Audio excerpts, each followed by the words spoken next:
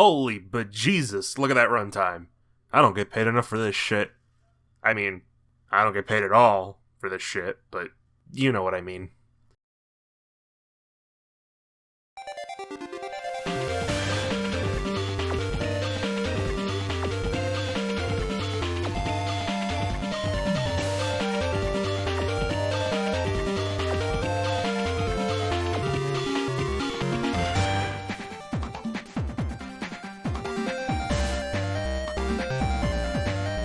June 24th, 2003. Man, they really did crank these things out every year, huh? If you're new to the Battle Network series, you might be confused by the fact that there are 2 titles in the thumbnail all of a sudden, so let me explain. The original Japanese release of Battle Network 3 was simply called Battle Network Rockman.exe 3. Then, Battle Network 3 Black was an updated port released later with extra content and slightly different bosses. When the game was brought to America, it was divided into White version and Blue version, not dissimilar to a Pokemon game. While both Western versions would have the general bug fixes and improvements introduced in Black, White would be based on the original release, and Blue based on the Black release. This means that the Blue version has slightly more content, as it comes from Black, which had an extra boss or 2. Apart from that, the only differences are a few exclusive chips, some palette swaps, and a special style change unique to each version. There are genuinely less differences here than a Pokemon game. There is really no reason for Battle Network 3 to be split across 2 cartridges, so I'm not gonna bother covering both. Because it's almost the exact same game with a tiny bit extra to do, we'll be playing Blue version in this video, but almost everything I say also applies to the White version, as the plot and gameplay is the same between both.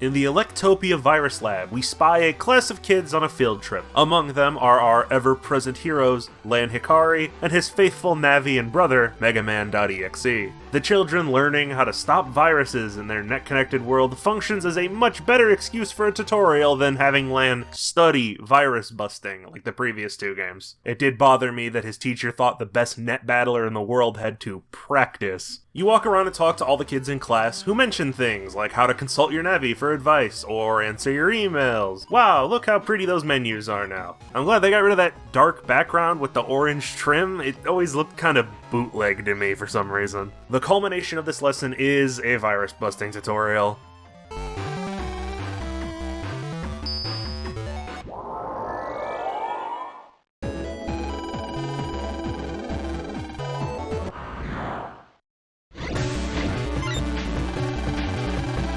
The series has more than found a stable basis at this point, so everything on a fundamental level is the same as Battle Network 2. The only additions being that you can now charge your Buster Shot without upgrading it first, and the new counter mechanic. If you delete a virus right as it winds up to attack, you'll hear this chime. That means you performed a counter. Each counter you do is represented by a star next to your busting level at the end of the match, up to 3. This is the new method of obtaining bug frags. Rather than finding a limited amount hidden around the world, you can now grind them through skillful battling.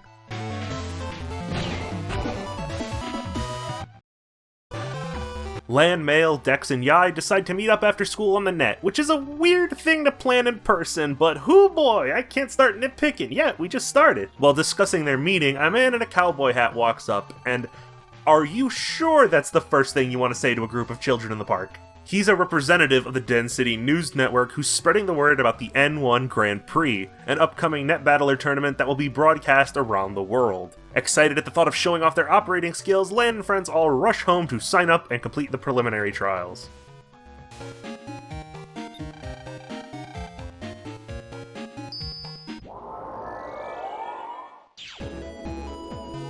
Welcome to the new internet, and while it doesn't look too different in concept, there are some key design overhauls. Certain paths are now lit up and work as a navigation marker that always leads to that area's square, while the net itself feels more populated, full, condensed. I don't really know how to describe it, but it feels more polished and well made, instead of the previous 2 iterations of the net that kind of felt empty and spread out. When we arrive at the square, it turns out Mega Man got somewhere last for a change, and we chat up the preliminary host. Wait, 3 challenges from a Navi in the square. This is the net battler license again, isn't it? Alright, I suppose you want me to wander around the net to find something, right? Thought so. The test Navi will give us a question, then we have to find either an X or an O to denote true or false. At least there's a little something else tacked on this time. With the first challenge complete, Lan and the others head to Yai's homepage to chat. When the topic of homework comes up, Dex realizes he left the disk for his report at school. The group decides it would be a fun little adventure to sneak into the school at night and all go to get the disk together.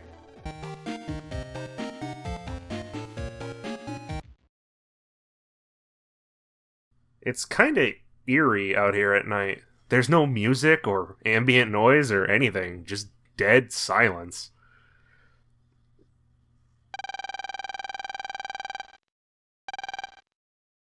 I'm sure that's nothing. When the kids get past the gate, they find that the doors in the school are already unlocked. Except for this one door, it's the storage room, and it's locked with a big no entry sign on it, which I think is a callback to when Higsby used the storage room to hack into the school systems in the first game, which is a fun callback. After a bit of searching, the crew find Dex's disc, and are headed back out when they hear a noise. They go to investigate, cause why the fuck not, and find a robed man hacking into the principal's PC.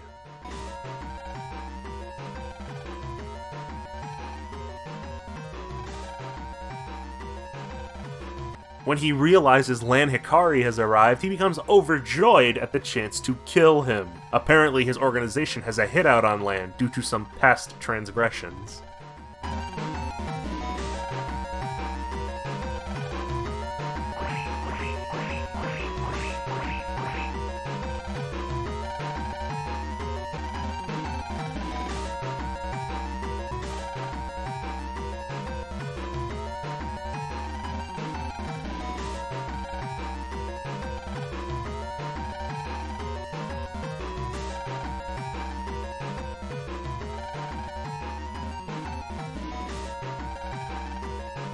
I know it's supposed to be a family-friendly game, but the fact that none of these people ever physically assault Lan in any way is starting to get really distracting. He's 11. Just fucking deck him or something and he'll disintegrate. They're not afraid of killing. World 3 was gonna nuke the whole goddamn planet. Do guns not exist in this universe? I don't think we've ever seen one. Maybe that's it. Or maybe it's like Pokemon, and every criminal syndicate is bound by a hilariously unbelievable code of honor where you just have to beat them in a fair competition first. I'm not saying they should start blasting lead at everybody, but come up with some sort of excuse for why these evil operators never just beat Lan and friends up. Hell, just keep them from being in the same room. That's all you have to do.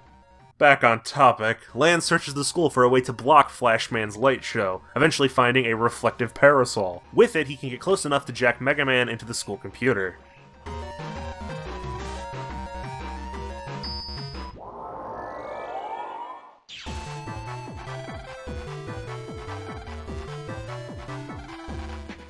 Yeah, no animation for this game for some reason. Just a fade to white. I checked and the Japanese version has a jack-in animation, so I have to figure this was an oversight somehow. Anywho, it's first dungeon time. This is where the series starts really taking advantage of the fact that Lan and Mega Man are in different worlds, and how those worlds interact. There are a lot more puzzles that involve switching between the two to solve them. The school's netscape is too dark for Mega Man to make out anything but the roads, but Lan figures out that he can brighten the room Mega Man is in by hitting the corresponding light switches in the real world. You're meant to discern which switch to hit based on hints from Mega Man, or, you know, there's only like 4 possible rooms you could check, so just check them all. It takes like 30 seconds. When the lights flicker, you can see treasure data that you couldn't before. The Blue Bomber finds Flashman, who, in an unlikely turn of events, gets right to the point. No extensive monologuing like usual.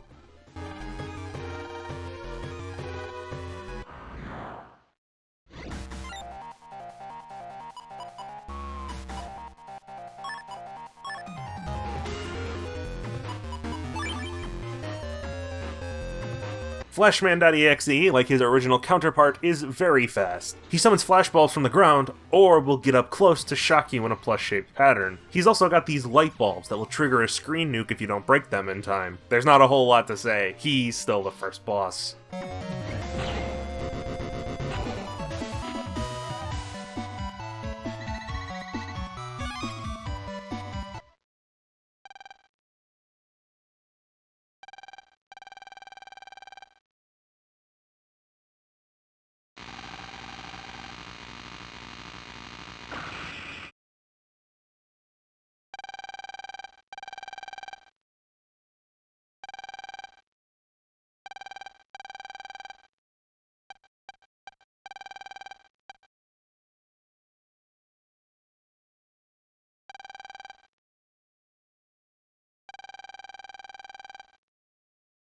Lan's friends are back to normal, and Mega Man appears to be fine, if a little shaken. So instead of informing the authorities of the break-in or something, Lan heads back home to bed.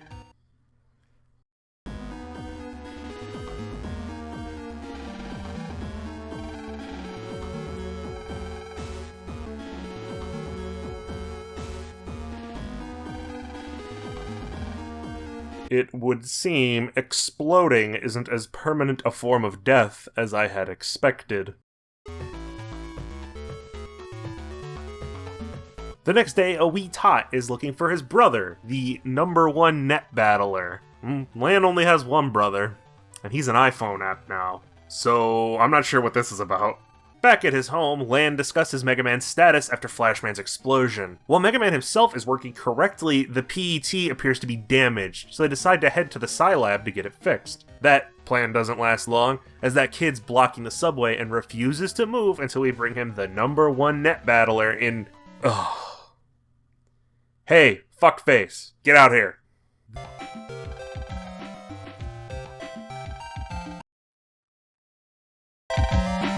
This is Dex's little brother, Chisao. He normally lives with his dad in Natopia, which is why we haven't seen him before. Turns out Dex has been sending him emails that may not be entirely truthful.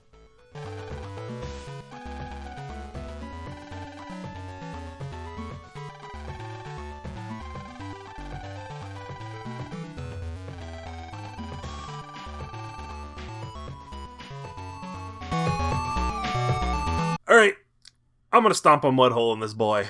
Gutsman has been an optional boss twice before, so I'm more than ready for his pitifully easy to dodge ground pounds.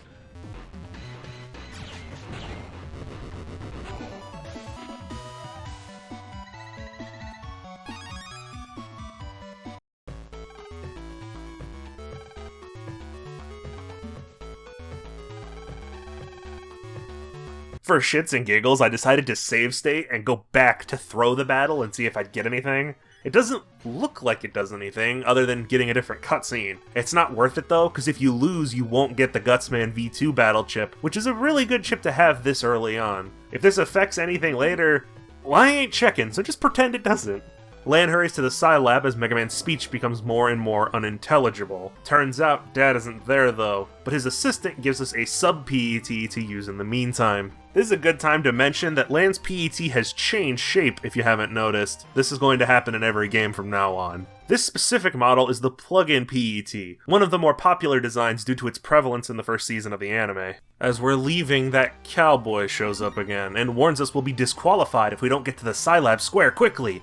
Well shit, I better jack into this vending machine and dick around with this gambling minigame then.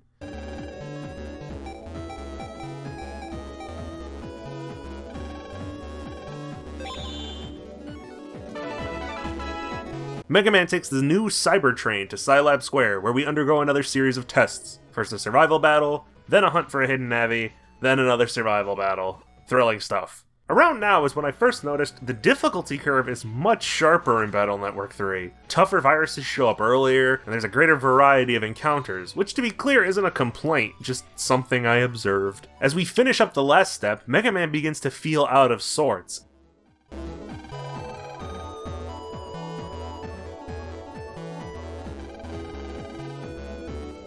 Oh, that's probably not good. With their transmission software bugged out, Lan and Mega Man can't communicate. This even includes chip data, so you have no battle chips and cannot escape from battles. It also causes Mega Man to be unable to jack out, so he has to return to where he jacked in to get back into the PET. I think this is a pretty cool idea, it's just kind of a shame it only lasts 30 seconds or so. I do understand why. This early in the game the Buster isn't very powerful, and, well, battles look like this.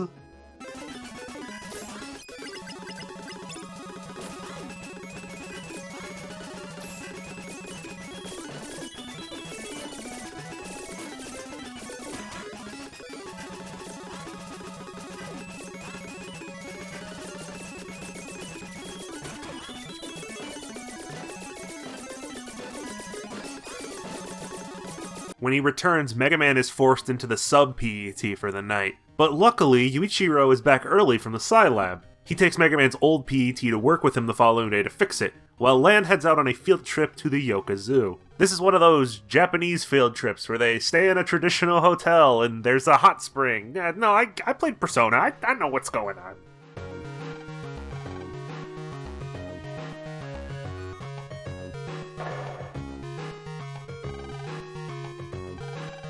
I sure hope PETs are waterproof before you kill your fucking brother, Lan. The next morning, Lan gets an email from his dad containing all of the files required to convert the sub-PET into a perfectly functioning replacement. No, I don't know how the color changes from orange to blue. Attached to all the other files is a new program called the Navi Customizer, a new feature we'll be using for the rest of the series. The Navi Customizer is akin to equipment systems found in standard RPGs. It takes the form of a grid that you fill with what are akin to Tetris pieces, though you can't rotate them without finding a key item first. Mega Man can only use blocks of the colors denoted in the top right, but there are methods to earn more colors as the game progresses. In order to function correctly, flat block programs have to touch at least one square on this line of code, while textured blocks cannot touch the code line. Also, blocks of the same color cannot be adjacent to each other. It's vital to keep all of these rules in mind, or you may cause a bug in Mega Man's programming, which will result in some manner of debuff during battles, or the program just flat out not working. There is some secret depth to the Navi Customizer, but we'll discuss that later. For the time being, let's head over to the zoo. I'm sure everyone's waiting.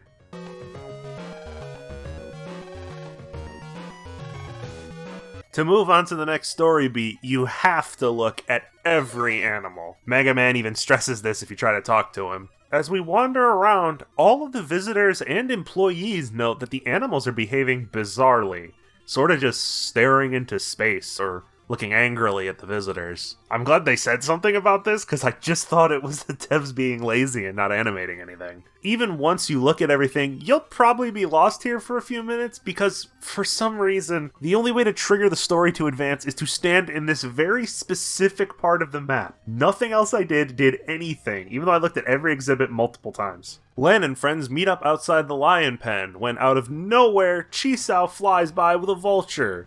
Or condor. I'm gonna be fucking honest, I don't know what the difference is. Lan chases it around the town until he gets to a radio tower where Chisao was dumped off. One of the staff shows up and she expositions all over us without our consent. The zookeeper has locked himself in his office, from which he's controlling the animals in the zoo. The zookeeper is pretty new to the job, and had chips installed to monitor the animals' health. No one decided to check these at any point, because they're secret mind control devices, as you might have deduced. Lan heads over to the Panda exhibit where there's an unlocked check-in port, and sends Mega Man in to mop up this mess like always.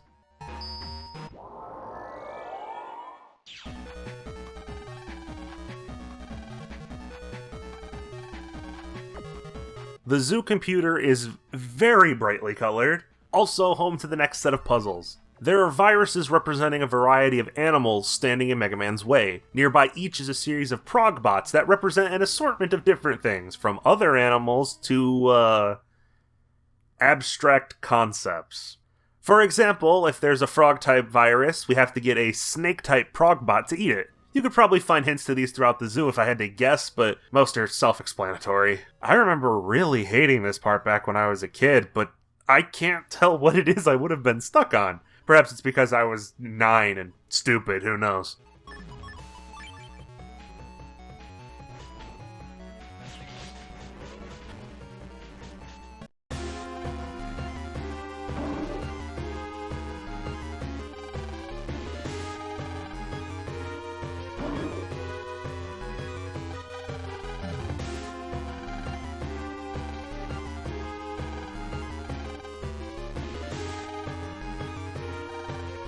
Jesus fuck, what an absolute unit.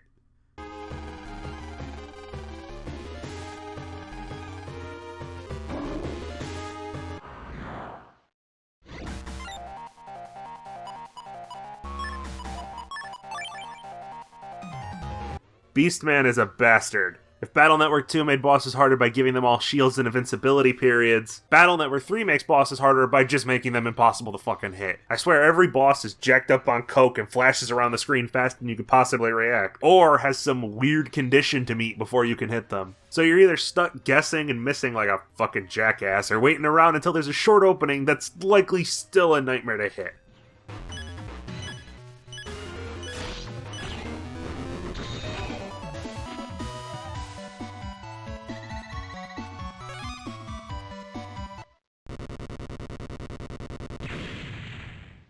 Beastman is defeated, but his operator got the second tetracode, so who cares, I guess. At least Lan's now aware that World 3 and Dr. Wily are back.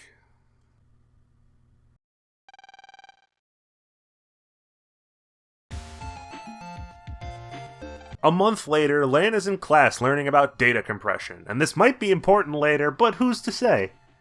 Me. I'm to say. After school, Higsby needs help in his shop that's been here since the first game, but is now actually open. Inside his shop are two helpful machines, the chip trader and the number machine. The chip trader works the same as it ever did. Insert chips you don't want, get a random chip back out. The number machine is far more intriguing, however. By inputting a sequence of numbers, you can get anything from sub-chips to mega-chips to customizer programs. There are around 20 or 30 items to get from the number machine, and I have not one iota of a fucking idea how you're meant to discover these things. There are a few that can be found in-game, but the majority are just random combinations of numbers with no in-game presence as far as I can tell. After looting his store with codes I totally found myself and didn't look up online, Higsby complains to Lan that he's sick and needs us to go help him with some errands. Unlike Battle Network 2, Lan's friends will rather early on open up shortcuts to each of the major net squares, which is a godsend that cuts out so much backtracking. After our work is done, an email blast is sent out from DNN that the final preliminary round is about to begin. To my completely genuine and authentic shock, it's another challenge scavenger hunt, then a survival gauntlet. The rub being that this time we're forced to use a specific battle chip folder, and unless you think ratons and shields are the coolest fucking thing you've ever seen, it's not a very exciting deck. Keep in mind this is coming from the my entire folder is just swords and Nevi chips guy. Thanks to the Nevi cust mechanic, my Buster, which I usually rely on to get me through most battles, is useless at this point, as I can't quickly increase its strength or speed with power-ups. I need specific customizer programs that just aren't available this soon in the game. This gives Battle Network 3 a much higher emphasis on battle chips and a well-made folder, something that was optional but hadn't really mattered in prior outings.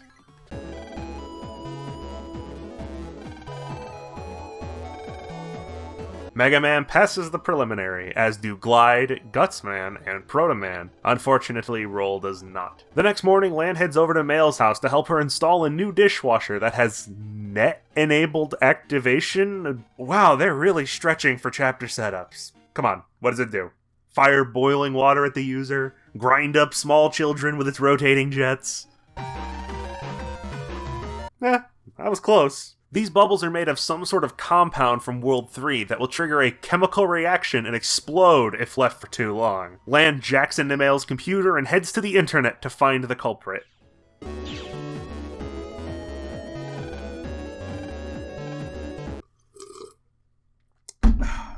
You gotta be fucking kidding me. This tiny gremlin with a grating speech impediment is megaman.exe. He manages to escape from our grasp, but he's somehow unaware that he leaves bubble trails wherever he walks, so we just have to follow these to find him. A ways into the Yoka area, Bubbleman crosses a path that's too narrow for Megaman to follow. Recalling their lesson on compression yesterday, Lan tries to find a way to compress Megaman's data so he can cross the bridges. The pair are able to get a compression program from one of the Scilab computers, but it can't be installed into the Navicust in its current state. With Yuichiro out of town on business, Lan frantically searches for someone who can help them, until they bump into that guy with the beard from before. He claims to be a skilled programmer, and in just a few seconds is able to get the compression program working before just walking away. Thanks to his help, the brothers are able to get back to pursuing Bubble Man by being small Mega Man, and of course,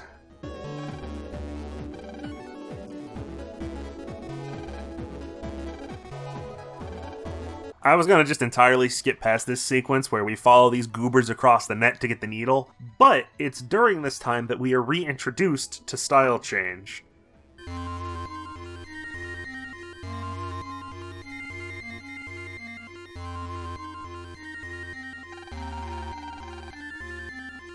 Style changes return from Battle Network 2. In case you've forgotten, Style Change allows Mega Man to obtain a new power based on your operating choices that unlocks a selection of new abilities. Unlike Battle Network 2, only one can be saved at a time, and every 100 or so battles you'll be prompted to switch to a new style, or keep using and upgrading the style you already have. Each element also has their own Mega Chips that can only be used when that style is active. For example, you can only use Gaia Sword with Wood style. The 4 elements return, along with the 4 styles from before, though with slight changes. Each style will unlock a new color for use in the Navicust, and will generate special style-specific programs when you level up the style by using it in enough battles. This means most styles no longer possess their abilities intrinsically, rather they have to be earned and equipped in the customizer, which is a serious nerf to things like Shield style. The only change I can think of that gets an additional power without a program is Guts style, which has a new machine gun power that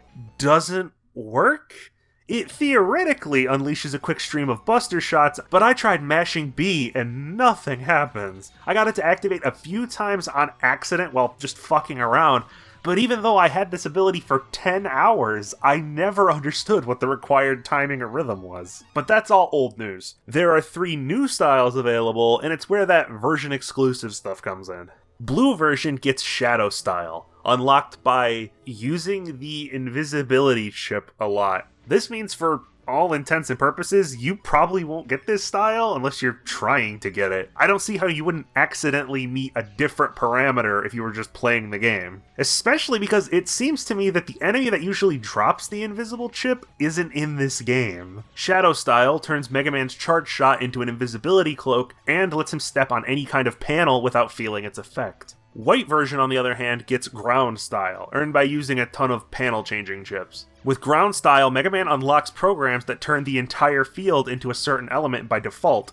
which would be pretty powerful with something like Wood style, where you regenerate health on grass panels. The third hidden style is Bug style. Remember when I explained that placing customizer blocks incorrectly results in a bug of some kind? To cause Bug style, you have to purposefully inflict Mega Man with a bug from one style change to the next. That's right, you have to consistently and purposefully play the game while bugged out for nearly 100 battles. Keep in mind, some of these bugs are things like HP drain, where you just hemorrhage health the entire fight. The reason you'd want this is only for completion's sake, because of the program it gives you. If you have Bug style equipped, Mega Man will always have a random bug no matter what. But you'll eventually earn Bug Stop, a Navicust block that stops bugs from appearing no matter how you place programs. This isn't an amazing feature on its own, however, it is required for Mega Man to reach his maximum strength. And that is because Hub style is not in Battle Network 3. It's been replaced with its original file, hub.bat. For some reason, the file was lost and has to be reobtained in a secret post-game area. Hub Batch is a Navicust block that grants all the powers of Hub style at the cost of half of your HP, and, more importantly, will always cause an error no matter what. But by placing Bug Stop on the customizer grid, these effects are negated. With our new power, we get the needle program from these schmucks, we go back to the same place again, and now we can confront Scrub and Bubbles.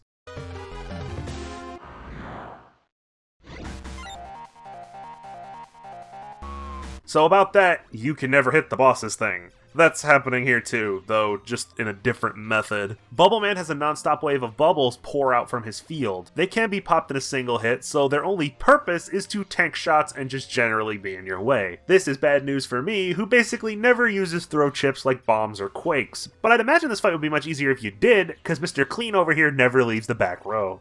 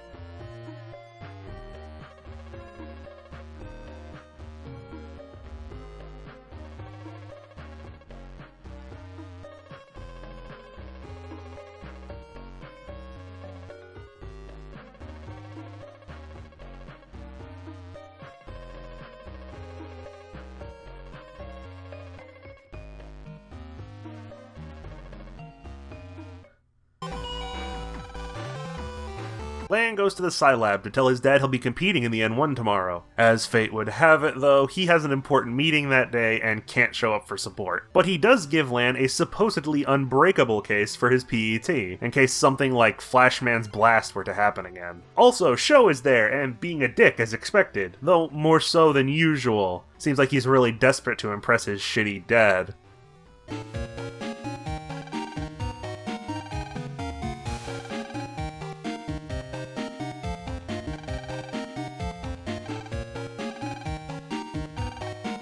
In the lobby of the TV station, we can challenge this kid to a net battle.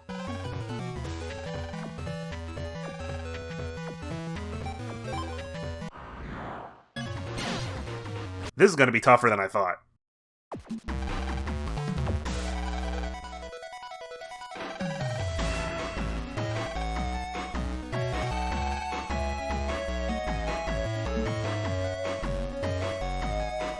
Well, that silhouette looks an awful lot like a certain terrible parental figure I know. In a fun little callback, two of the contestants are Jennifer and Johnson, official net battlers from the Netopia Castle in Battle Network 2. There's also the whatever the fuck over here. Their name is Q. Best keep an eye on them. The first round is set to take place on Hades Island, which is not a good name for any location, really, much less one people play competitive esports on. As a show of support, Yuichiro sends us a Navicust upgrade to increase our field size. Time to Resident Evil 4 this shit, then get to the ferry.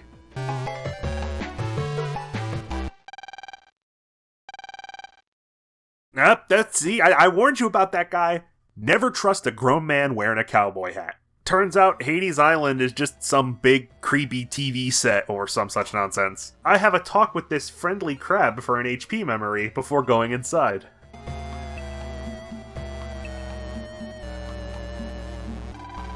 So, the first event is an 8-man free-for-all to collect one of the 4 victory datas within the Hades comp, using another pre-made folder.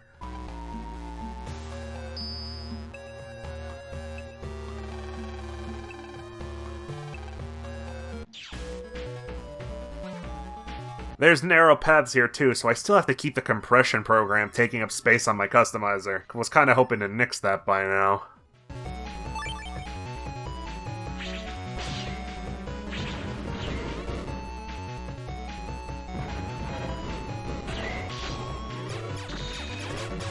What do I do with these moles? I can't tell you why, maybe it's the Xbox One D-pad screwing me up here, but I could not for the life of me get around these guys in time. I just kept freezing up like a moron and getting destroyed. You've assuredly guessed by now that we'll have to fight someone for the last remaining victory data, because it would be pretty uneventful if we just grabbed the file and left.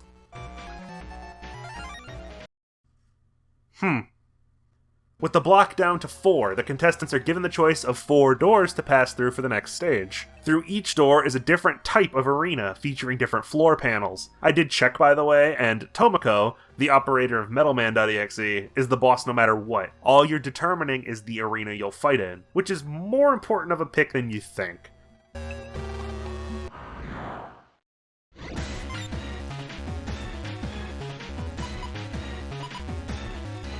I haven't elaborated on floor panels very much, so quick crash course. There are many elemental floor panels that cause a litany of effects when stepped on, an example being lava panels that damage you, or ice panels that you slide on. But some panel types have ancillary effects that are triggered by certain attacks, like these sand panels. They slow you down when you walk on them, but also amplify the effects of wind attacks, like the Tornado Buster Shot. I avoided going down the route with the lava panels, because due to Metal Man's attack pattern, you're more or less forced to step on all 4 of them and nearly die just to move around. The gear in the middle is invulnerable and harmful, and Metal Man himself will throw a metal cutter that loops around Mega Man's field. To put it bluntly, they picked the perfect boss to fuck around with you when you're hindered by panel effects, because he forces you to constantly move around the field.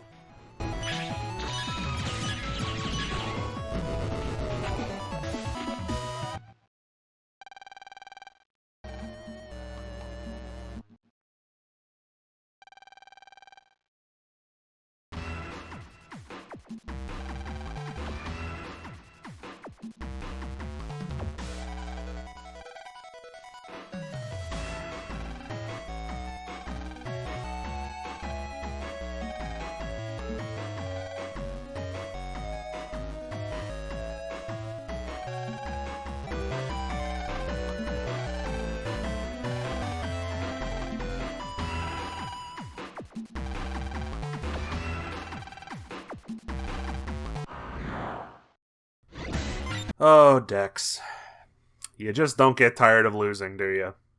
This is the most baby easy net battle in the game. Gutsman breaks the floor, but has no projectile attacks in this battle, not even his rocket punch. I only took damage because I was getting bored and impatient, because, well, all you have to really do to win is...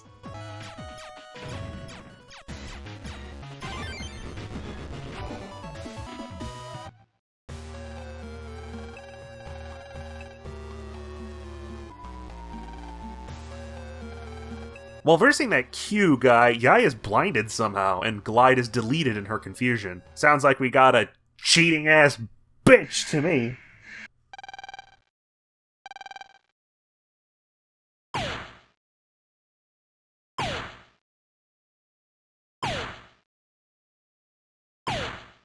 No surprises there. Time to head back to the mainland and get the finals underway.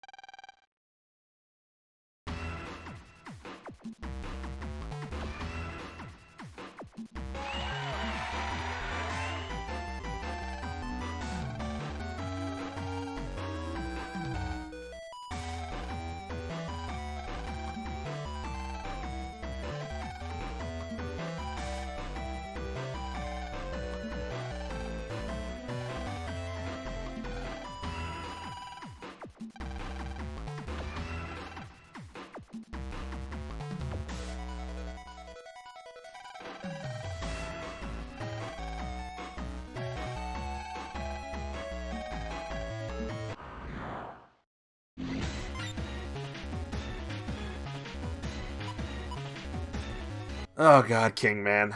Imagine Color Man from Battle Network 1 on roids, and give him some sorties, and that's Nightman. He's, of course, another boss that stays in the back row, so good luck fucking hitting him. His pawns act identically to sorties, slashing up to 2 panels inward if you're in front of them, while his knights are like flappies, only much faster. If you piss him off by hanging back so his pawns can't hit you, he'll activate Plan B and morph one of them into another knight, which you do not want. The best way to win is to load up your folder with chips that can bypass his pawns, because waiting for a regular opening with these godforsaken things bouncing all over is gonna get old fast.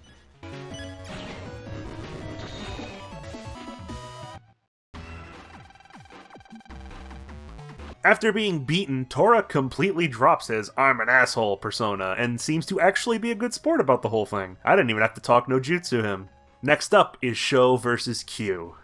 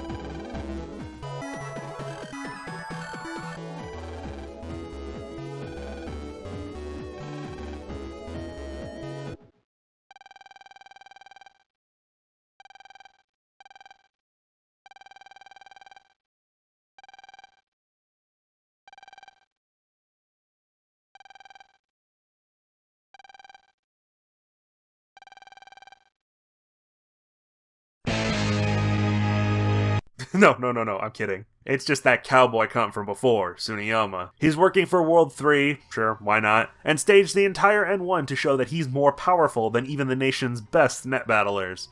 Of course, he didn't take into account the fact he sucks, so in a last-ditch effort, he cuts the lights and orders Sho to meet him upstairs in the editing room.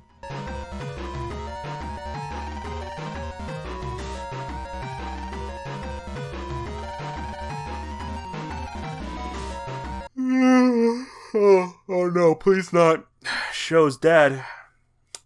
Anyone but him.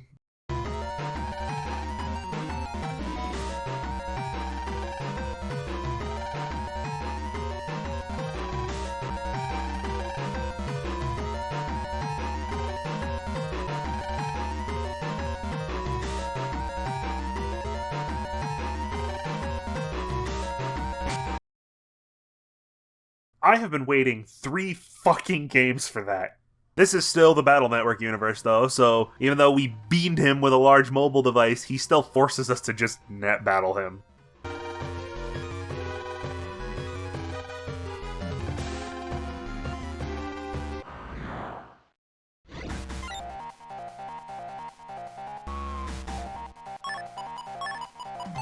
Desertman.exe might have been a lot harder had I not gotten wind as my style change element. Thanks to the Tornado Buster and the sand tiles, I can quickly destroy his hands and his shield pillars each time he regenerates them. The only sticking point is that he'll disappear and change location after any attack touches him, so multi-hit attacks or the Buster are pretty much out of the question. Unless you hit him with a water attack, which solidifies him in place for a few seconds because sand.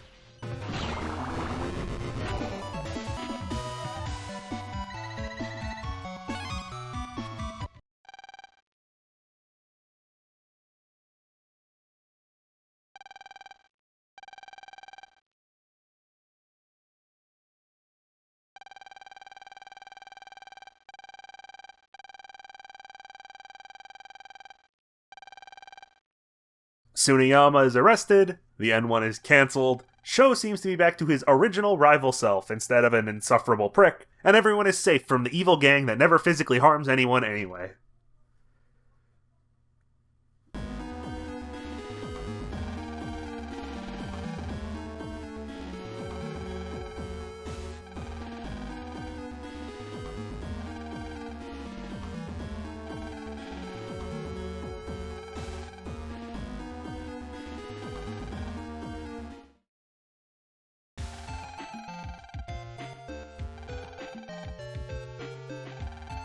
A week later, Yai is in the hospital. It turns out that she fell on her head after being eliminated and has been stuck there ever since, so Land, Mail, and Dex decide to pay her a visit. She's her pompous self from the look of things, so I guess she's alright. Her creepily giant forehead must have broken her fall. While getting a drink in the lobby, a nurse comes up to Lan and asks him if he's seen a boy in a wheelchair. A missing patient named Mamoru Arakawa. Lan looks around and finds him out on the beach, staring at the ocean. He appears to be a young boy with some sort of terminal illness, who's also a big fan of net battling, and by extension, Lan and Mega Man.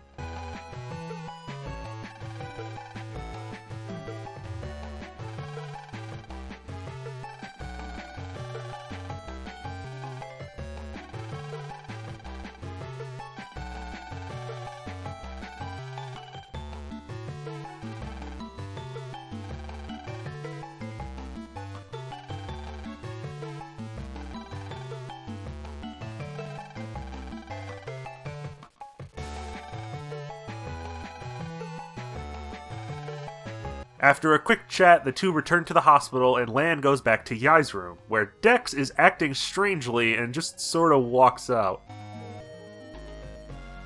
Lan tries to talk to him, but he's just completely shut out, so might as well head home.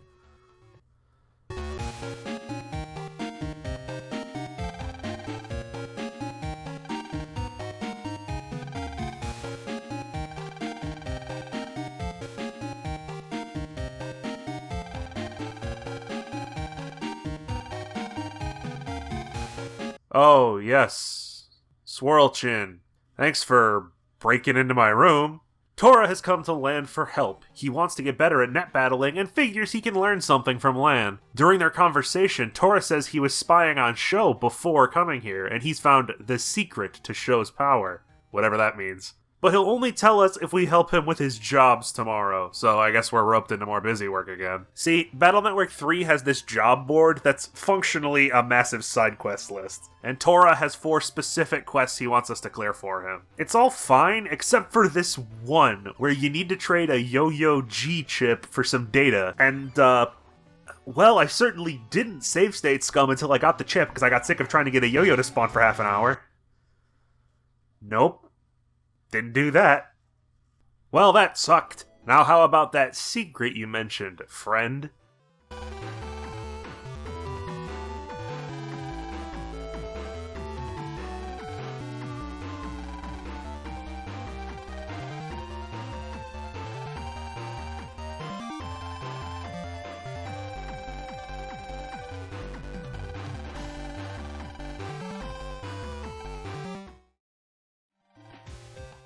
At school the next day, Dex is nowhere to be found. This, on top of how out of character he was acting the other day, has Lan and the others worried.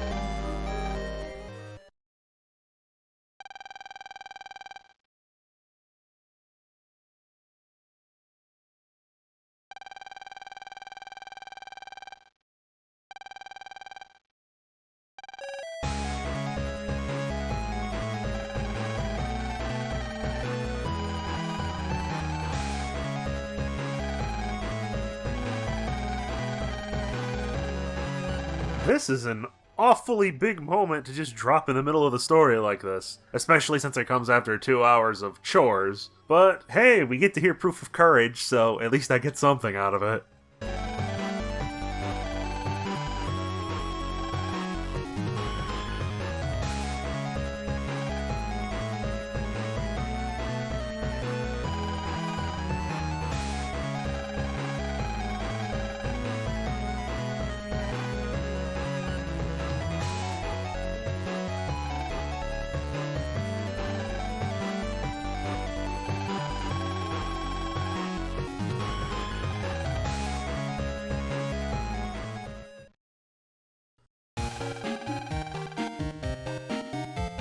Bored to tears without Dex around, Lan tries to think of something to do.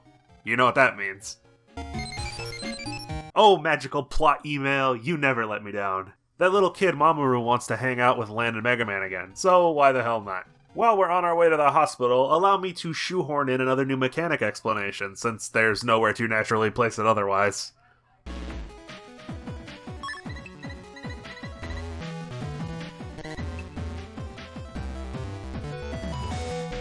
You remember the Navi-Cust rules, right?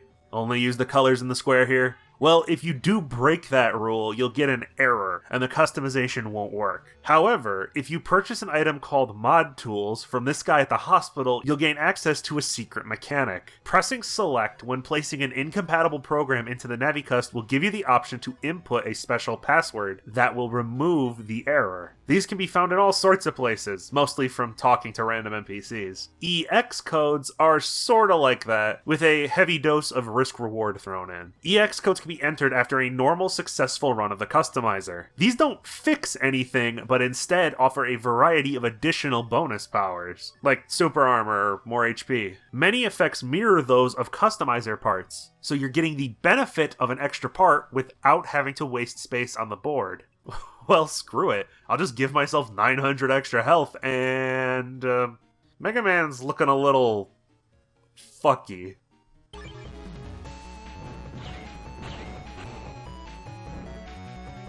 That is not a thing that should be happening. Some EX codes are safe to use, mostly the weaker ones, but more OP codes will result in some sort of bug or glitch in Mega Man's programming. It could either be that poison touch curse, or losing multiple battle chip slots. If you plan on using these, it's vital that you always test them first, to see if you can handle the negative repercussions, before launching yourself into the next area. The Mega Man Wiki has a handy list of all the codes, plus their glitches, so check it out if you want to save some time. We meet Mamoru on the beach again. He's clearly excited to see Lan and Mega Man.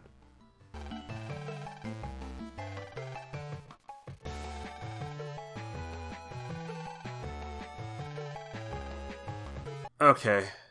This is gonna be weird for a Mega Man game. I don't know how to word this, but trigger warning for terminal illness. Things are about to get really heavy for a while, and I'm probably just going to let most of it play out and not talk as much. Here's a timestamp if you want to just skip to the next chapter when all this depressing shit is over.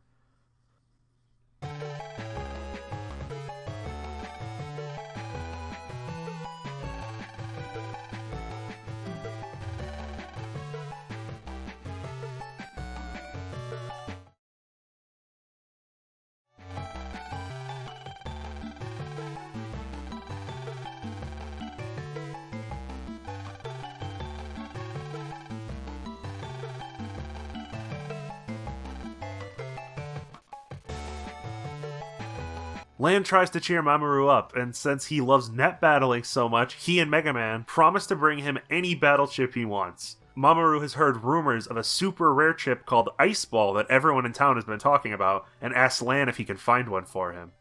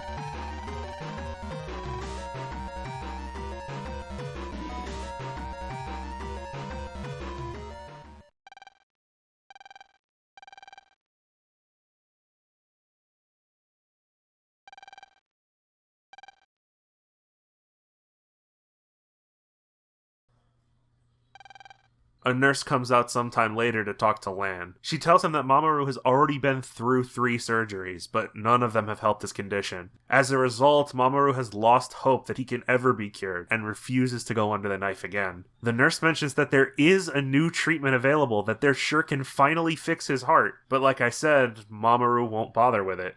Our heroes come up with the idea to go and find that elusive Ice Ball chip for him, hoping that by giving it to him, Mamoru will realize that Lan and Mega Man are really his friends. Then maybe he'll listen to them and go through with the surgery. After doing some sleuthing, we catch wind of a rumor that Ice Ball drops from a virus called a cold head. The only way to find a cold head is to purchase the Navi Customizer program, Fish, which increases the encounter rate for water viruses, then head to Hades Island and look for it.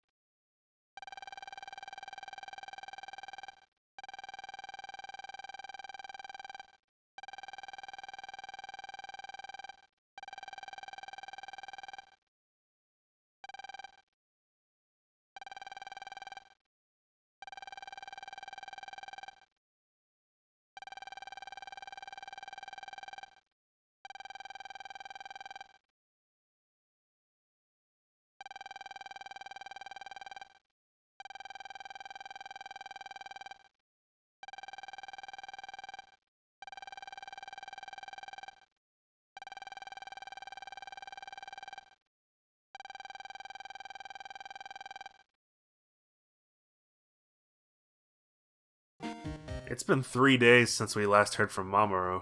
Boy, I could sure go for one of those emails right about now.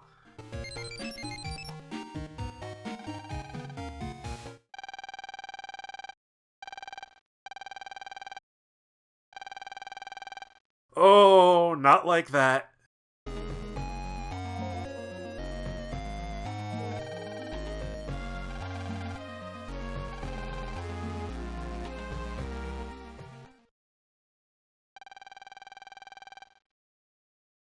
Lane's been pacing outside the OR for the last 3 hours. Megaman suggests we head outside for some fresh air, and after some convincing, Lane agrees.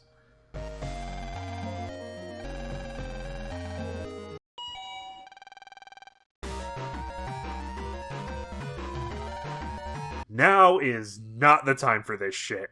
The massive tree of life running through the center of the hospital has begun spreading thorned vines throughout the building. Things are okay now, but they're beginning to interfere with the equipment and getting close to the operating room. A nurse informs Lan about the control room that monitors the tree of life beneath the hospital, so the duo head down to stop it. Lan attempts to jack in, but hesitates when he hears the elevator coming. Out comes Aneta, a serious contender for character I like the least in all of Battle Network.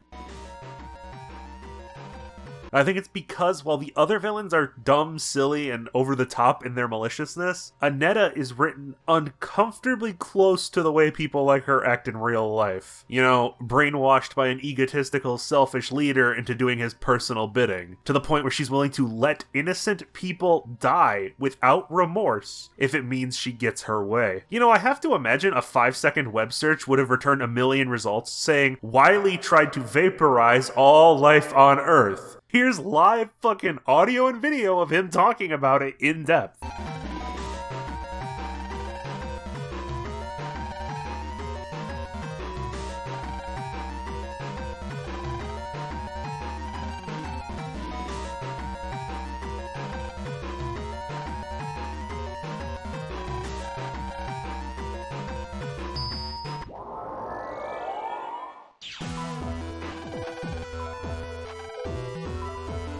The hospital's computers are all overrun with cyber plants. To clear them out, Mega Man needs a strong source of flames that can burn them away. To do so, we have to install a program called Energy Change, and another called Oil Body. And they really dick up the Navi customizer, let me tell you. Oil Body makes fire-type viruses show up more often. We have to do this so we can make use of Energy Change. Energy Change gives Mega Man the power to burn fire element battle chips to clear his path. This might sound like a cool idea, and it is, but if you thought we were getting a Battle Network game without a stupidly tedious dungeon, you haven't been paying attention. While a few sections have hints to which specific trees and vines you need to burn, the hints aren't that clear sometimes. As well, there are 3 or 4 permanent upgrades you'll have to search for, just hidden around where the hell ever. So if you want to get everything here, you're gonna need a lot of fire chips. Once all that's done, it's time to battle with Plant Man, whose operator is nowhere to be seen. Annette is grabbing the 3rd of the 4 Tetra codes.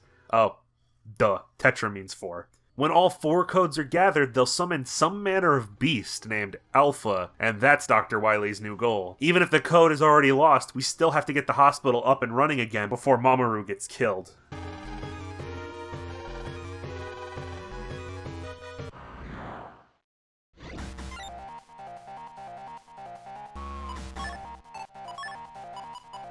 Plant Man is the first major boss in Battle Network 3 that doesn't try to win by hiding himself or moving super fast. Instead, he summons vines around Mega Man's field while firing thorns at him. He can also summon flower buds that do something, I'm sure, but you can break them before they become an issue. They cause status effects or something.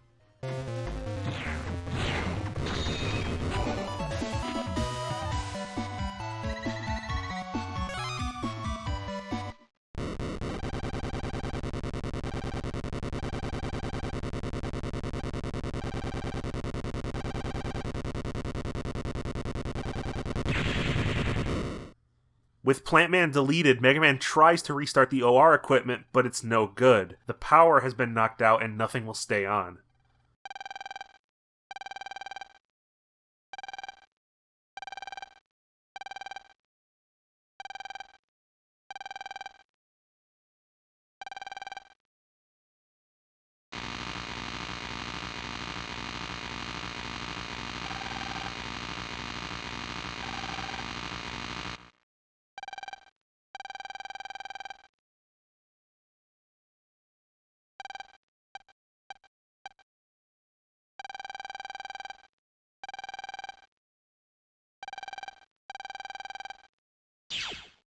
Thanks to Mega Man and Lan, Mamoru's surgery was successfully completed.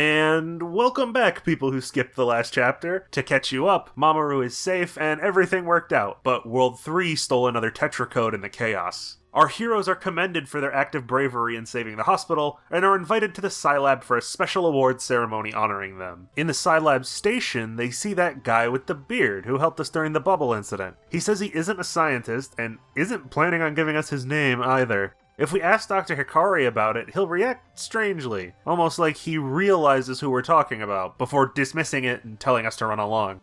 On the way out, who do we find but Mr. Match, the first World 3 operator Lan crossed paths with. He insists he's turned over a new leaf and is at the Scilab looking for a job. We don't buy that shit, but before Lan can call him out, he's pulled aside to help stop a World 3 attack in the Yoka area. Mega Man easily defeats them, then Mr. Match sends us a message warning another World 3 operator is attacking the beach now. I feel like I'm being led around for some nefarious purpose. I did get another style change around this time if you're curious.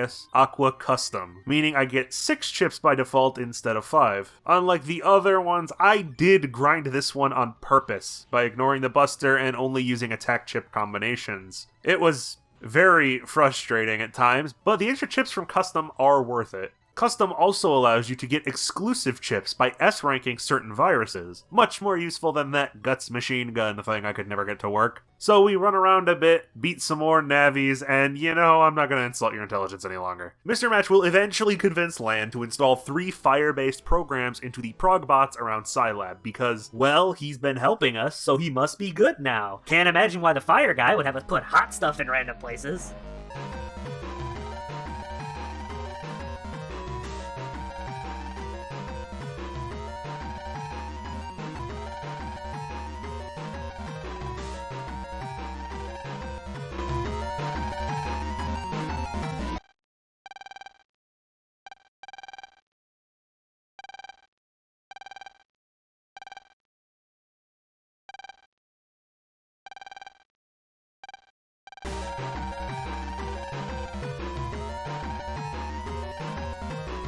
Guess who didn't learn shit? We're back, ladies and gentlemen, for another rousing round of comb every inch of every area you've already been to and elongate the playtime for no reason. Match was, to no surprise, only pretending to be good. The Scilab is rapidly increasing in temperature, and Lan will only be allowed to fight Fireman if he plays Match's game. That game being to extinguish the inferno he's lit across the internet. We gotta use that energy change program again, only this time with water chips to put out all the fires around the entire web.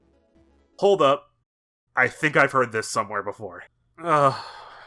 With 3 Tetra codes stolen, I thought we were approaching the finale, but I guess the game wants to keep going for a little longer. How is this scenario back again? Yes, we have access to the shortcuts this time, but it's still the same concept as that stupid ice scavenger hunt from Battle Network 2. This video is already way too goddamn long. I didn't need an extra hour of work. You know what? We're starting a counter for this, because I'm curious how many times the Battle Network series does this. Every time there's an entire chapter that revolves exclusively around returning to previous areas and looking for some sort of random thing, we add a point. With this section, and Battle Network 2 added retroactively, that puts the score at 2.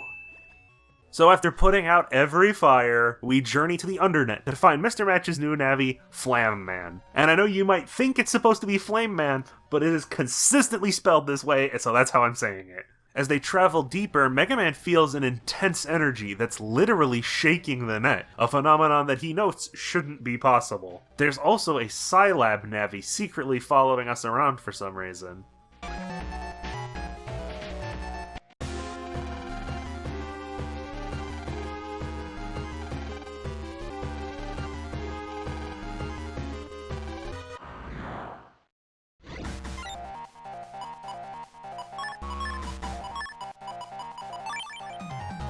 Megaman.exe wins the award for the outright strangest Navi design in the series. What is he even supposed to be? Like a fire lion or something? And there's rings? This guy is just an irritant and not much else. He's got these 2 candles behind him that will grant one of 3 effects. Green means he's invincible, red means he's regenerating HP, and orange summons these circling fireballs. The candles can be put out, but they light back up almost immediately. I've got an Aqua style though at this point, meaning every charge shot does 120 damage thanks to type advantage, so...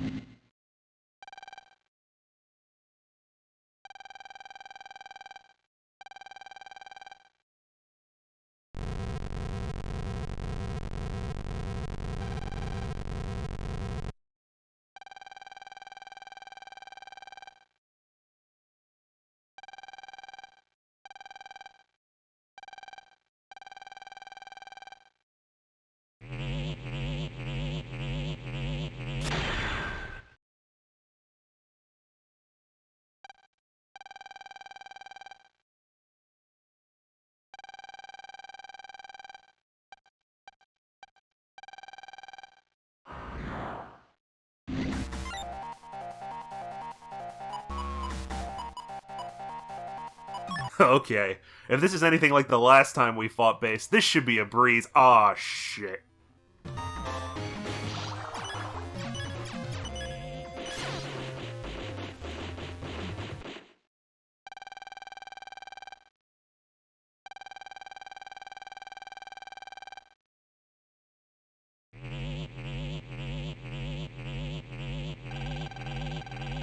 Before base is able to deal the killing blow, that Navi who's been following us shows up to save the day. He has some manner of dark aura, which is a counter to the life aura that base stole from the life virus at the end of Battle Network 1. Base starts hammering on him anyway, but his fun is interrupted when Dr. Wily calls. Apparently they now have all 4 Tetracodes, and the final stage of their plan is ready to begin.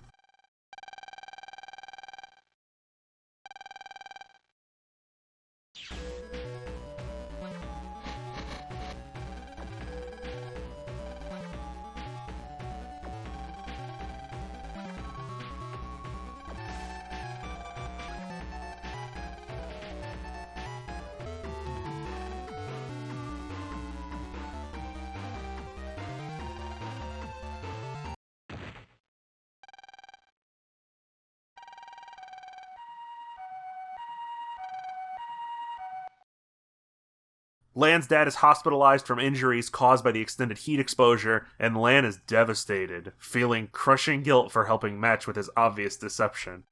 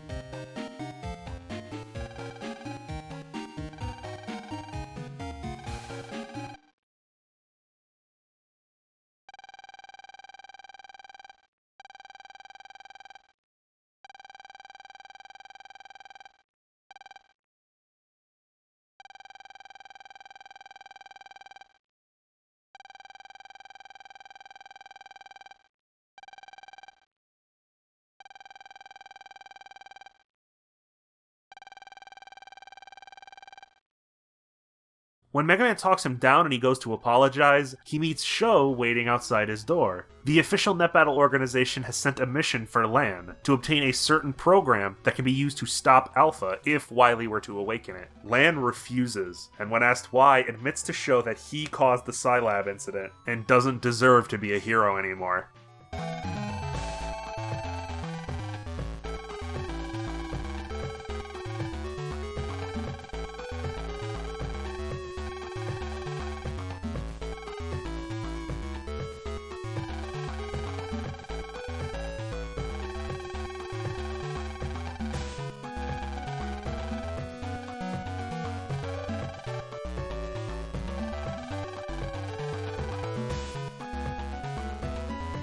A distraught Lan goes to visit his father for advice at the hospital and encounters a familiar face by his bedside.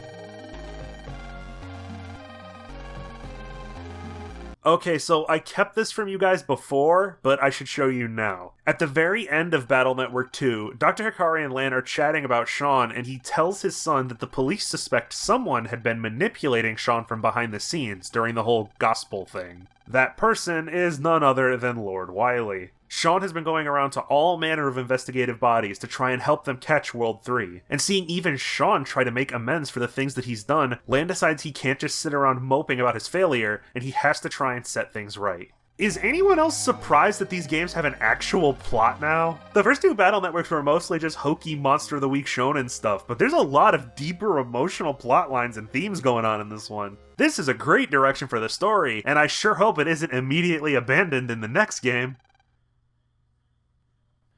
Over at the Scilab, Lan thanks Sho for helping him come to his senses and accepts his next mission. The only Navi who knows where this forbidden program is a guy named S. S is one of the top-ranked Navis in the Undernet, and only those who hold one of the top 10 spots are allowed to meet with him. With a disguise given to him by Sho, Lan and Megaman head to the Undernet to see if there's a way they can join these rankings. Before that though, I would recommend heading over to the Scilab BBS, as the most important side quest is now available, the one listed as catching gang members. It's what you expect, go find some heal Navis, take care of them, nothing exciting, but as a reward, you'll get the second and final Navicust upgrade. With that done, we should head back to doing that save humanity thing we do so well. In the Undersquare, there's a foreboding statue that vets the Navis striving for the rankings. Only one Navi will be allowed to even attempt to join, meaning all the recruits have to battle it out and the survivor moves on. Well, at least they're all here, so I just have to beat them and...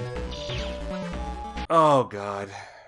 Since nobody could just stay still, we now have to roam the Undernet to find the 10 other Navis that are trying to join the ranking and beat them. They're just around this one region, so it's nothing egregious, at least not yet. Afterwards, we get a call from the statue, I guess? It informs us that we have qualified for the ranking, and we're given a hint as to where the rank 10 Navi is. And you know where this is going. Go all over the place, including previous main dungeons, find the bad guys, kill the bad guys, or complete their little test until we learn more about S. I don't have anything else to say about it that wouldn't be repeating myself. It's stupid, it's padding, it's outdated design. This is the part of the game that made me hate the compression system though. Having to constantly fuck with my customizer to slot in this stupid arbitrary ability to use it for one room, then switch back, and having to re-enter my EX code every time gets quite tedious. The only plot advancement happens when, going after the third ranked Navi, Megaman is lured to a dead end and is ambushed by the 6th, 5th, and 4th ranked members all at once.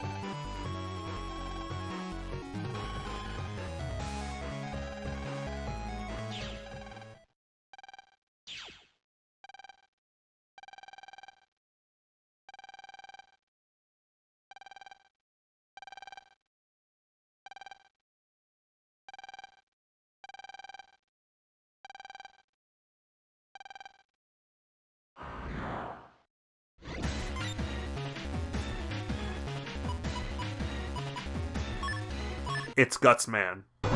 Back to business. our pair of heroes uncover that S is the #1 ranked Navi, and their name is Serenade. This is Serenade, by the way. We'll never see him in the main story, only hear his voice. He's one of the secret bosses of this game and can only be fought by basically 100%ing everything, so we ain't gonna be seeing him in this video. Anyway, there's a secret elevator in the Yoka Hot Springs that leads us to a server room. The server room for the entire Undernet. Jacking in, Mega Man finds himself in front of some kind of altar where the forbidden program lies. Serenade warns that if Mega Man is not chosen by the program and it rejects him, he'll be frozen and unable to move for the rest of time.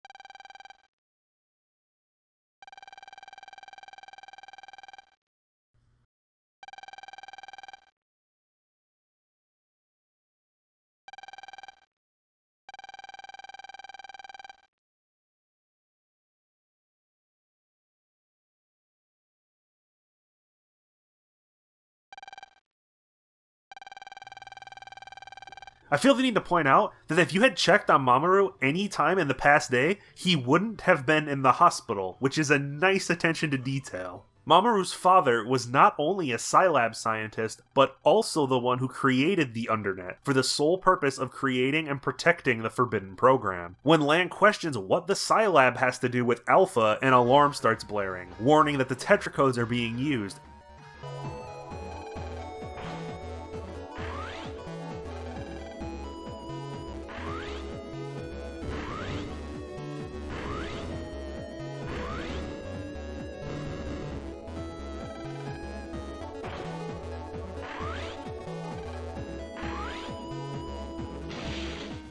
We head back to the AC/DC area and follow that Navi through a hole in the net to stop him before he summons Alpha.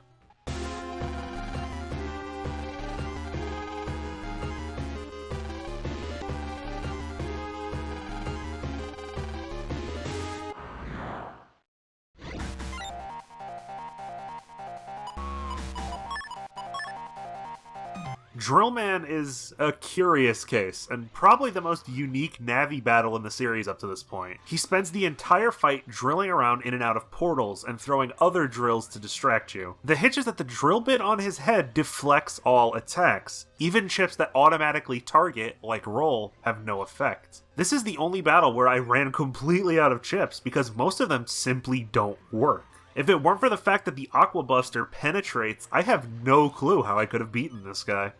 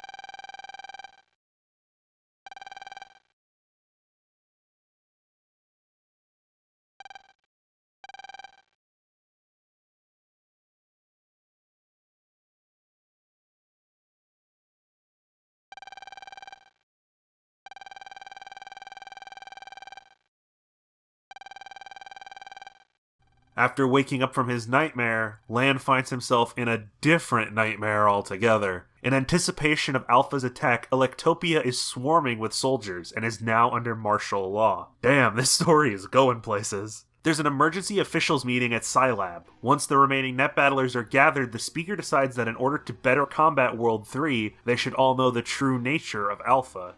The being called Alpha was the original incarnation of the Internet, a system that could be used to link technological devices together. Unfortunately, due to a bug believed to have been caused by Base, Alpha went berserk and began mindlessly absorbing all data it could reach, causing catastrophic failures in any device it was connected to. To stop it, the Scilab created the Tetracodes and a Master Guardian program to seal away Alpha forever. Wily has begun decoding Alpha, and as a result, its fatal bug is starting to leak out and infect other computing systems, including the world's military. Because they have, like, weird crab cannon robots instead of just regular-ass tanks.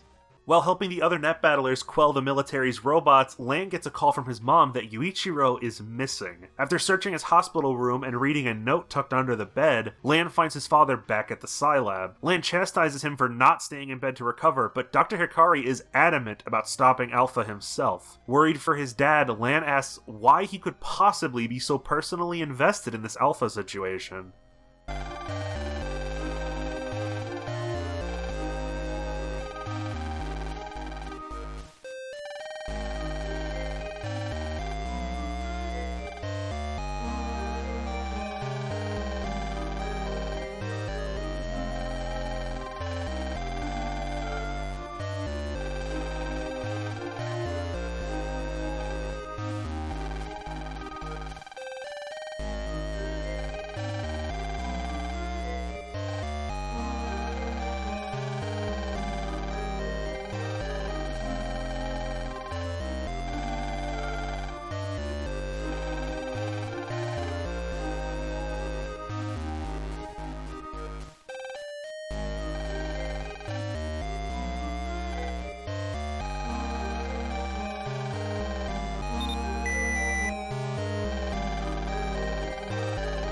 Ready to go on a quest to another dangerous hellhole, Dr. Hikari pinpoints Wily's location as a small island in the Demon Waters, an area with wind and waves so strong that air vehicles can't even reach it. After convincing his father to let him go, Lan heads to the same boat he used to get to Hades Island, but hears a familiar group shouting behind him.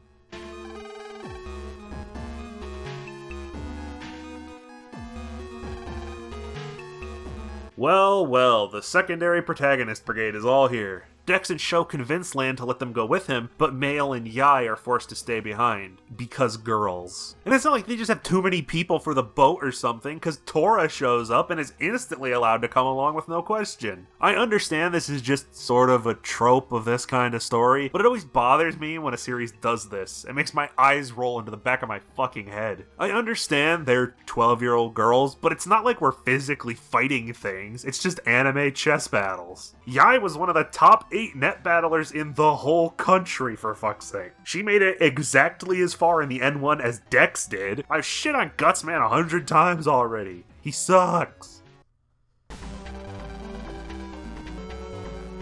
Giant skull, tons of exposed pipes and wires. This is a Wily fortress, alright. At the entrance, Lan and Co. come across a metal chair that's hooked up to all the devices in the room. With nowhere to jack in and the elevator locked, the guys are already stuck. Until the bearded guy walks in, and finally reveals himself to be Dr. Cossack, another counterpart from the original Mega Man universe. Cossack calls the chair a pulse transmission system, an abandoned project by Scilab that allows human beings to enter the cyber world by downloading their brainwaves. In fictional virtual reality tradition, dying in the cyber world will kill you in the real world as well, hence why the technology was scrapped before Wily stole it.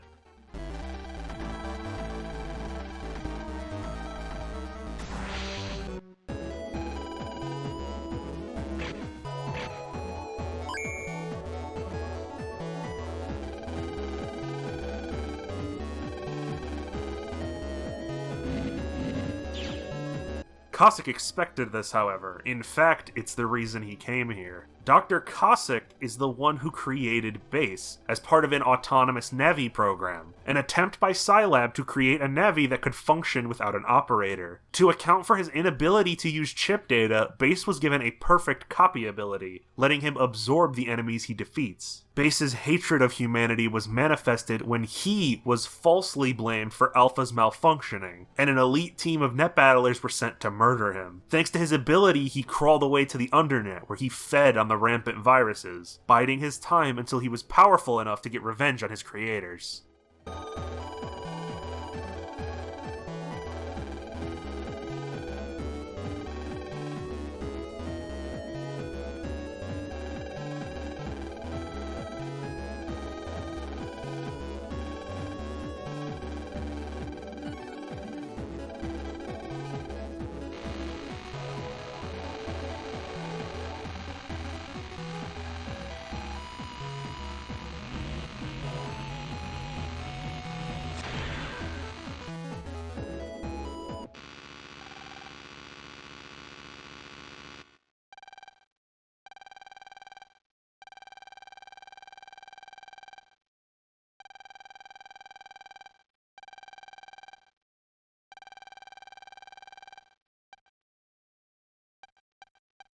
I've got the feeling we haven't seen the last of BASE. Dr. Cossack is in a much worse state, though. Dex carries him back to the boat while Lan, Sho, and Tora move ahead.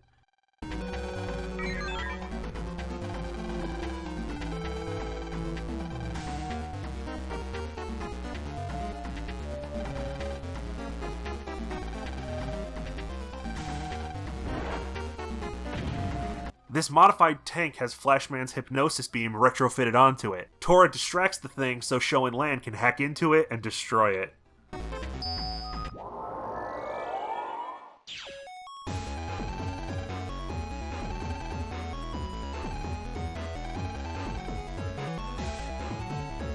The final dungeon gimmick this time are these UFO catchers. If you pass underneath them, you get dumped in the trash at the start of each room. There are also these blobs of alpha bug lying around that can only be seen if you install a special program from Lan's dad, which is more or less mandatory, as being caught will summon a claw to take you away. It creates this Metal Gear-esque feeling of sneaking in and infiltrating Wily's castle. It's kinda underwhelming how simple it is, but it's better to have this than some crazy obnoxious puzzle or something. Have I said that before in this series? I feel like I have, but I don't want to go check, so we'll just pretend I haven't. Waiting inside the tank is Flashman and his operator, Ray, having been fully digitized by a pulse transmitter.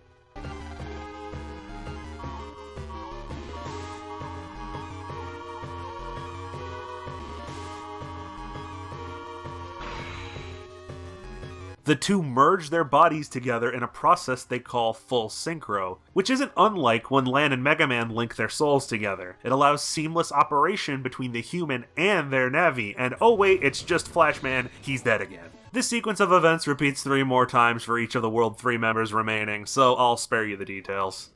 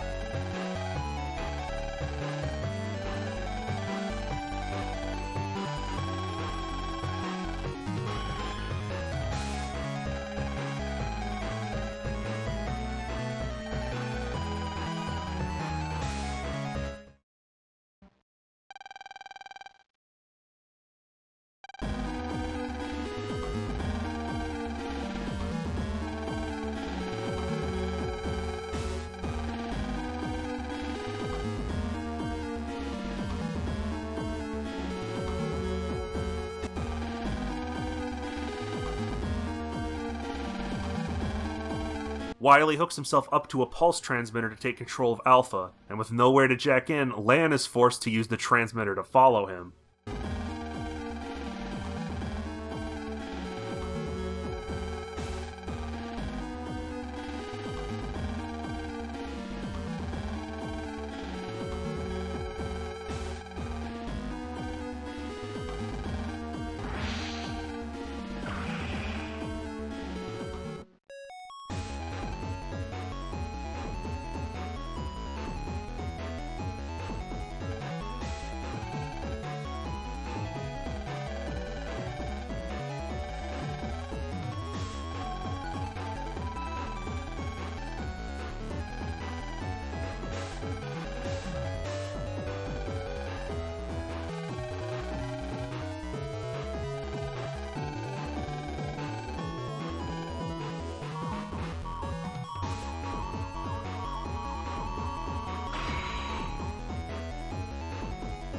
As Alpha's awakening is nearly complete, Dr. Wily orders Base to absorb Dr. Hikari's Guardian program, which Base does for some reason.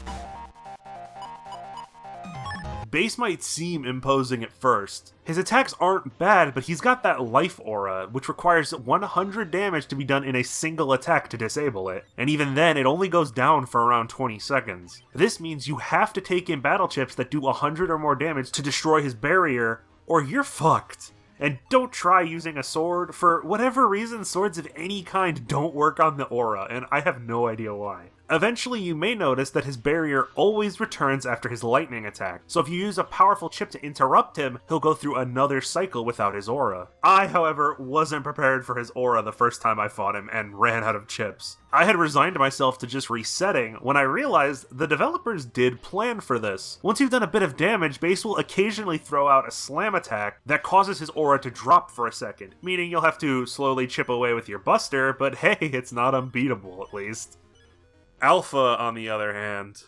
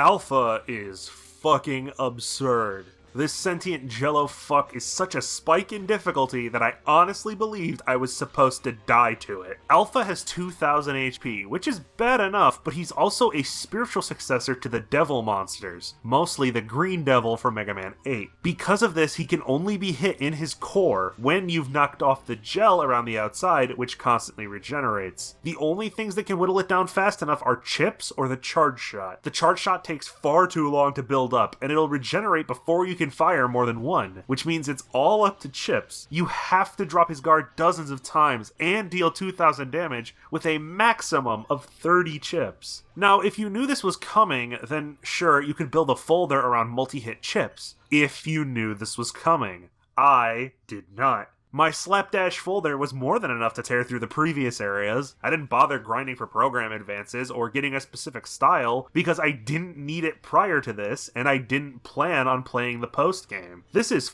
far too sharp of a rise in enemy power to be fair. I'm not complaining that Alpha is hard, that's not the problem. The problem is that you need to have a specific strategy set up to deal with a previously unseen gimmick. And if you just walk in with a random folder of one-hit average to high damage chips, you're gonna fucking die. You need multi-hit chips like Yo-Yo or a stupidly strong program advance or your ass is done. And remember, you still need to refight base every time you want to mess around with your folder. I don't want to criticize without offering a solution, so there are these mini alphas present in the final area, and they should have had cores similar to the boss alpha to let the player know what they're going to be up against. But even that wouldn't help much, because you can't leave Wily's computer to get chips, so you have to go back to your previous save. So, after beating Drillman again, because that's where my save was, and a few additional hours of grinding chips, as well as getting a third style change— wait, I thought the styles cycled through the elements. How did I end up with wood again? I guess it's possible to get any element other than the one you have. Huh. Well, that's actually good. Woodstyle's Tornado Buster hits multiple times. Should come in handy against Alpha.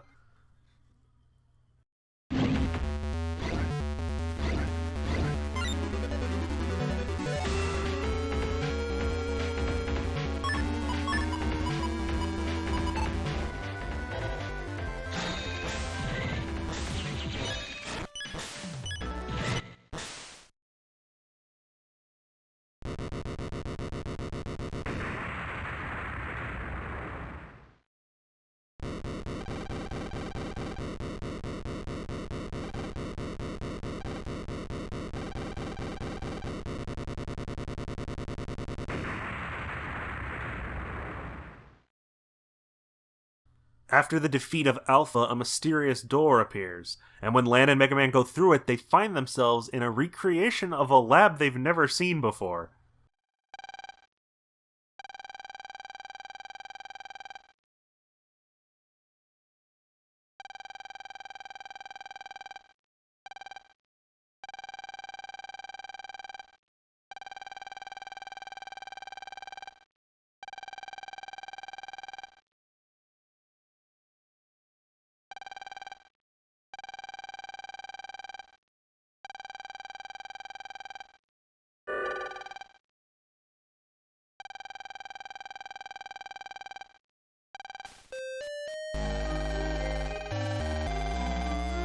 This man is Tadashi Hikari, Lan and Hub's grandfather, and the creator of Alpha. You've no doubt noticed he looks nearly identical to Dr. Light, which isn't a coincidence. Any weeb can tell you that Hikari means light in Japanese. And he's also the creator of the original net, just like Dr. Light created the first sentient robot, Proto Man. In a similar manner to how Hub's soul was transferred into Mega Man, Tadashi's soul was converted into the Guardian program that watched over Alpha to prevent his escape. Tadashi tells his descendants how proud he is of them, and entrusts them with a letter before they're forced to leave as the netscape starts to collapse.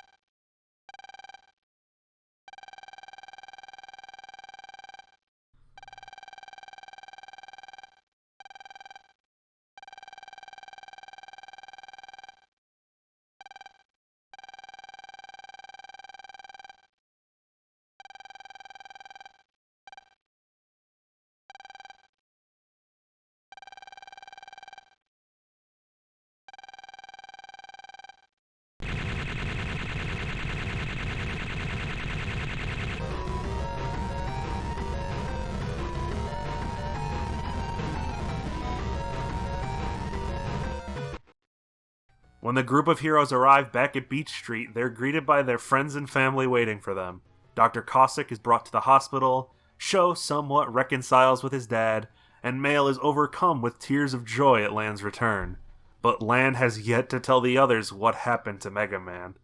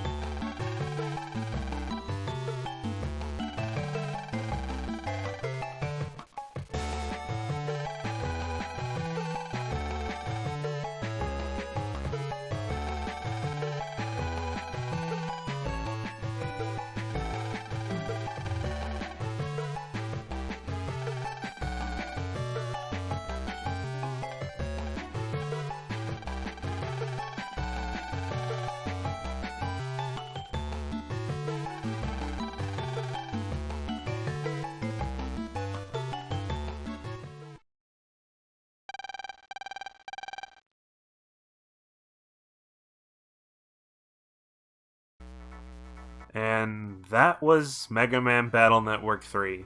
I can see why so many people consider it the best in the series. The gameplay that makes Battle Network so fun is greatly refined by this point. The variety of chips and style changes keep things from getting too stale. The Navi Customizer provides an excellent way to personalize your playthrough and has a ton of hidden features for players who are willing to do the research. The story, god damn, the story is so much better than the last two games, it's not even a competition. There's so much more development and foreshadowing, so many more emotional moments, and the plot does a much better job at making the stakes feel real, with characters like Mamoru. And I'd be lying to you if I said I didn't get a little choked up by that ending. When all is said and done, I only have two major complaints. Complaint 1 is the sheer number of useless Navi Cust parts you're forced to use for story reasons.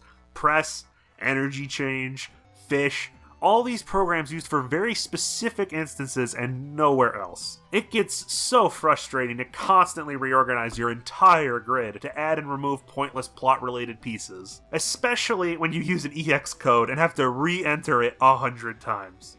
Complaint 2 is that too many of the bosses feel like you have to beat them with certain folder builds. I like to mess around and use different chips, but then you get to bosses like Bubbleman, Kingman, or Alpha, who more or less make half the chip library useless against them, forcing you to rebuild your entire folder, which is a real pain because the sort button is gone for some reason and it takes forever to go through chips manually.